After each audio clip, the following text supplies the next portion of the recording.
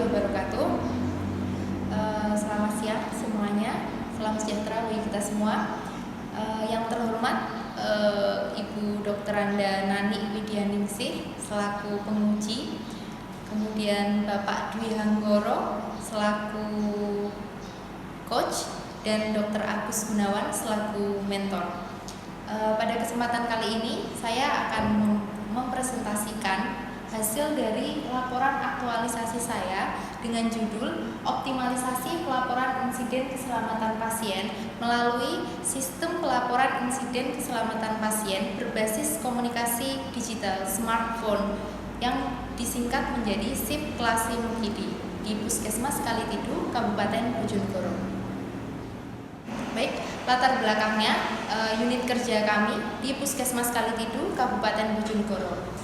Isu yang ada di Puskesmas Kalitidu, Kabupaten Bojonegoro adalah rendahnya capaian pelaporan insiden keselamatan pasien di Puskesmas Kalitidu semenjak tahun 2017 hingga saat ini.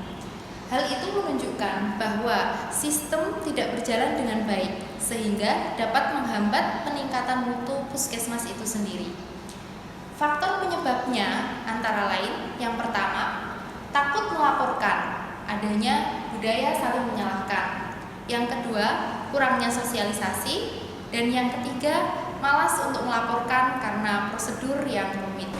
Sementara kita tahu dasar hukum pelaporan insiden keselamatan pasien, yaitu yang pertama adalah Peraturan Menteri Kesehatan Nomor 11 Tahun 2017, yaitu tentang keselamatan pasien, yang tertuang di dalam bab 1 pasal 18 ayat 1 yang berbunyi, setiap insiden harus dilaporkan secara internal kepada tim keselamatan pasien dalam waktu paling lambat 2 kali 24 jam.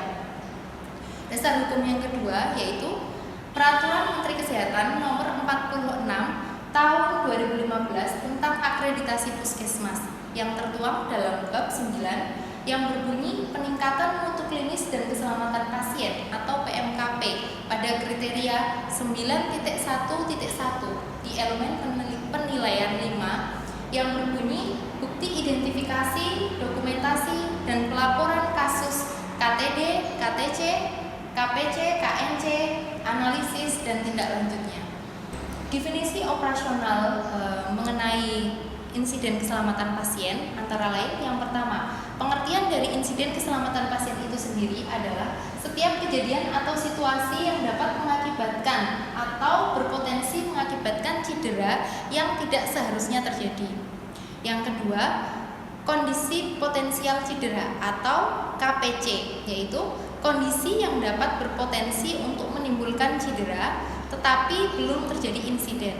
Contohnya adalah misalkan kerusakan alat ECG atau kerusakan alat tensi. Kemudian yang ketiga yaitu KTC. KTC adalah kejadian tidak cedera, insiden yang sudah terpapar ke pasien namun tidak timbul cedera sampai terpapar ke pasien. Misalkan pasien minum paracetamol dan tidak ada reaksi apapun tetapi dokter tidak meresepkan paracetamol. Kemudian yang keempat yaitu kejadian nyaris cedera atau kita singkat dengan KNC. Pengertiannya adalah terjadinya insiden yang belum sampai terpapar ke pasien. Contohnya, misalkan salah identitas pasien namun diketahui sebelum dilakukan tindakan. Yang selanjutnya, kejadian tidak diharapkan atau KTD, yaitu insiden yang mengakibatkan cedera pada pasien, misalkan tertusuk jarum, pasien terjatuh, dan lain-lain. Kemudian yang terakhir adalah kejadian sentinel, yaitu suatu KTD atau suatu kejadian yang tidak diharapkan yang dapat menyebabkan kematian atau cedera yang serius. Contohnya adalah salah sisi lokal operasi. Untuk itu, gagasan yang saya ambil untuk menangani isu tadi di Puskesmas Kalitidu yaitu meningkatkan capaian pelaporan insiden keselamatan pasien di Puskesmas Kalitidu melalui komunikasi digital smartphone yang disingkat menjadi SIP Klasi Mukidi.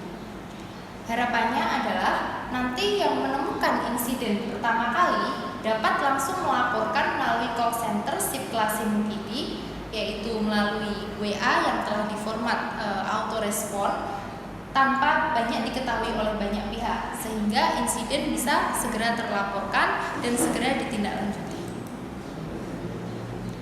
Adapun tujuan dari aktualisasi ini ada dua. Yang pertama tujuan umum, yaitu menurunnya insiden keselamatan pasien. Yang kedua, meningkatnya mutu pelayanan dan keselamatan pasien. Kemudian tujuan khususnya yaitu yang pertama, terlaksananya sistem pelaporan dan pencatatan insiden keselamatan pasien di puskesmas secara cepat. Yang kedua, diketahui penyebab insiden keselamatan pasien sampai pada akar permasalahannya. Dan yang ketiga, didapatkannya pembelajaran untuk perbaikan asuhan kepada pasien agar dapat mencegah kejadian yang sama di kemudian hari. Berikut adalah kegiatan-kegiatan di aktualisasi saya. Kegiatan pertama yaitu membentuk tim admin sistem pelaporan insiden keselamatan pasien melalui komunikasi digital atau SIP-Klasim ID.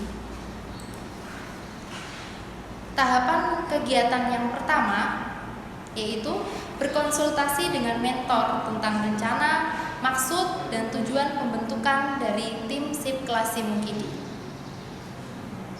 Pada tanggal 27 Januari 2020 dilakukan konsultasi kegiatan pertama, konsultasi dengan mentor. Dan berikut adalah saran dan masukan dari mentor, yaitu untuk membentuk tim admin, kemudian membuat jadwal dan menentukan adminnya sejumlah 3-4 orang. Sebelum pembentukan tim admin SIP-Klasim ID, maka dilakukan pertemuan untuk pembentukan tim itu sendiri. Berikut adalah kegiatan rapat tim mutu klinis dalam rangka pembentukan tim admin SIP-Klasim ID yang dilaksanakan pada tanggal 27 Januari 2020. Kemudian maka terbitlah SK tim admin SIP-Klasim ID tertanggal 28 Januari 2020. Berikut adalah hasil pertemuan internal tim SIP-Klasim ID, yaitu yang pertama adalah konsep pelaksanaan dari SIP-Klasim ID itu sendiri. Jadi setiap ada laporan yang masuk harus segera ditindaklanjuti oleh tim, yaitu lapor kepada PJ tim keselamatan pasien. Kemudian pelapor melalui WA akan mendapatkan jawaban dari admin yang telah disetting autorespon dengan format pelaporan yang ada, sehingga dapat segera ditindaklanjuti. Kemudian yang ketiga, format akan dibahas di pertemuan selanjutnya. Dan yang keempat adalah menyusun jadwal dari tim admin. Untuk kegiatan ketiga yaitu membuat format konten sistem pelaporan insiden keselamatan pasien melalui komunikasi digital atau SIP-Klasim ID. Tahapan pertama yaitu berkonsultasi dengan mentor tentang format konten pelaporan SIP-Klasim ID. Berikut adalah kegiatan konsultasi dengan mentor. Kemudian ini adalah arahan, saran dan masukan dari mentor. Kemudian ini adalah kegiatan penyusunan format pelaporan insiden keselamatan pasien melalui SIP-Klasim ID. Dan berikut adalah format pelaporan yang sudah tersetting di WA autorespon.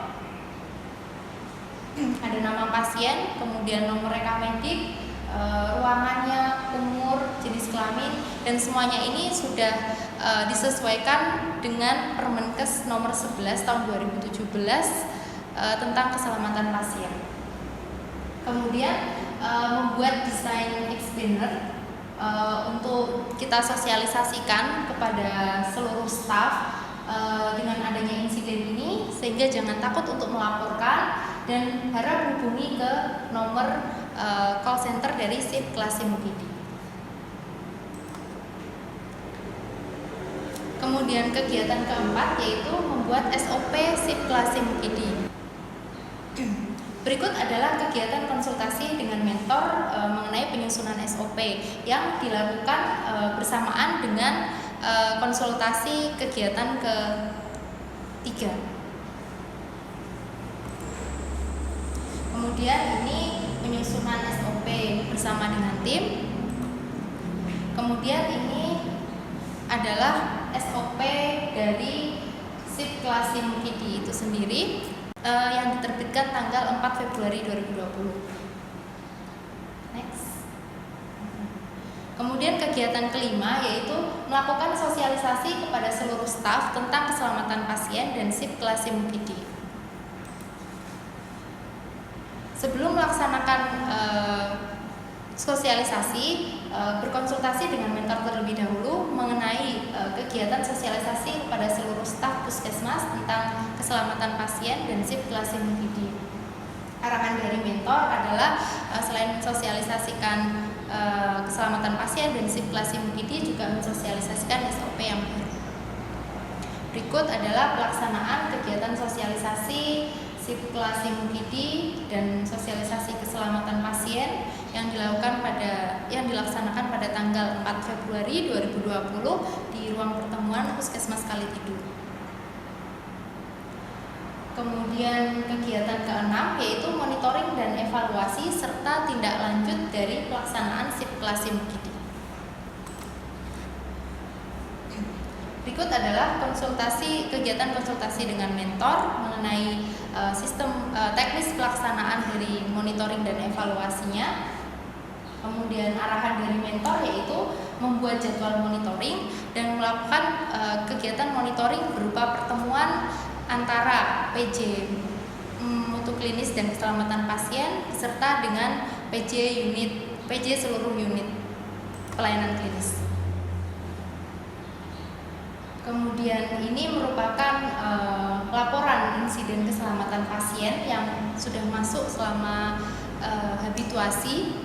Yang pertama ini adalah IKP pertama ini berupa KNC, yaitu pasien mendapatkan resep double antibiotik. Ini sudah kami rekap di sini dan kami rekap juga di form pelaporan insiden keselamatan pasien. Berikut adalah insiden kedua yaitu KPC, kejadian potensial cedera, yaitu ditemukannya obat injeksi kedaluarsa di IGD. Kemudian ada laporan insiden ketiga yaitu kesalahan pemberian resep yang lokasi kejadiannya di unit farmasi. Kemudian orang pertama yang melaporkan adalah asisten apoteker. Kemudian insidennya adalah kesalahan pemberian obat karena dokter salah menulis nama pasiennya. Kemudian ini ada insiden yang keempat yaitu kejadian plebitis di ruang rawat inap. Yang menemukan pertama kali adalah dokter itu sendiri pada saat visit. Kemudian setelah itu sudah ditindaklanjuti. Kemudian setelah adanya insiden keselamatan pasien yang sudah dilaporkan, maka akan dilanjutkan dengan kegiatan investigasi sederhana. Jadi di sini adalah investigasi IKP yang pertama tadi, yaitu jenis insidennya KNC di poli gigi dan poli BP. Kemudian ini adalah kegiatan investigasi sederhana yang dilakukan oleh tim keselamatan pasien dengan dokter internship dan juga dokter gigi. Kemudian ini adalah investigasi sederhana untuk kejadian yang kedua, yaitu kejadian potensial cedera. Kemudian yang ketiga yaitu investigasi sederhana pada kejadian nyaris cedera, yaitu di tempat kejadian farmasi. Kemudian ini yang keempat yaitu investigasi kejadian tidak diharapkan, yaitu plebitis yang ada di ruang rawat inap. Kemudian ini adalah kegiatan monitoring yang sebelumnya sudah dibuat jadwal monitoring. Pada pelaksanaan aktualisasi ini, kegiatan monitoring dilakukan sebulan 2 kali, yaitu sudah direncanakan pada tanggal 12 Februari 2020 dan juga 29 Februari 2020. Baik, kesimpulannya yaitu gagasan yang diangkat untuk menyelesaikan permasalahan tersebut yaitu membuat sistem pelaporan insiden melalui komunikasi digital atau smartphone diharapkan dapat meningkatkan jumlah laporan insiden. yang menggambarkan budaya dan motivasi untuk meningkatkan keselamatan pasien dan mutu pelayanan kepada pasien. Sarannya adalah sistem tersebut diharapkan dapat dimanfaatkan secara berkelanjutan dan dapat dikembangkan menjadi sebuah aplikasi yang lebih inovatif dan efektif dalam pelaporan insiden keselamatan pasien sehingga dapat meningkatkan mutu pelayanan puskesmas kali. Sekian pemaparan hasil laporan aktualisasi dari saya. Kurang lebihnya mohon maaf. Terima kasih atas waktunya. Wassalamualaikum warahmatullahi wabarakatuh.